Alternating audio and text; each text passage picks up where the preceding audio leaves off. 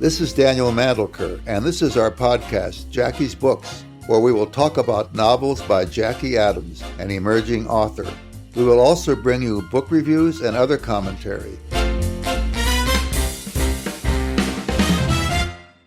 Hello, everybody. This is your stand-in host this week, Matthew Sims. Daniel and Jackie are on break, so I'm taking over for a little bit. I handle post-audio production duties for Jackie's Books.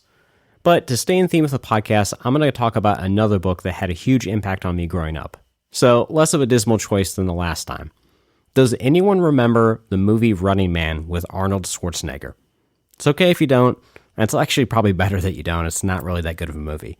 But what most of us don't realize is that the movie was actually a book first. And it wasn't just by any author. It was Richard Bachman. And if you didn't know, Stephen King wrote several novels under the pen name or alias of Richard Bachman. By using this alias, he was allowed certain creative risks that he couldn't necessarily get away with under the name Stephen King. So, Running Man was eventually picked up as a movie starring Arnold Schwarzenegger. And while the basic concept is the same, the two are very, very different from each other.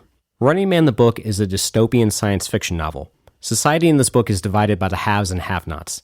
The main character, Ben Richards, is coerced into competing on a popular TV show, The Running Man, in order to earn money to help treat his poor daughter who is critically ill.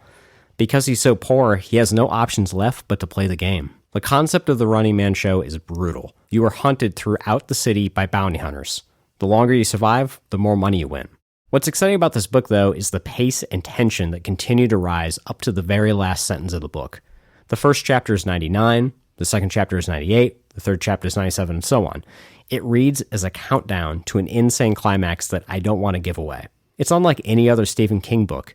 You can tell by the writing that it is his voice, but it is exciting to see Stephen King leave behind fantasy and horror just for a little bit. And while the movie took the basic concept and kind of just made it into a bad B-movie, both formats do reveal the conflict and absurdity of reality TV shows that we now live in. The Running Man was unfortunately prophetic in showing us how low the bar for reality TV shows keeps dropping.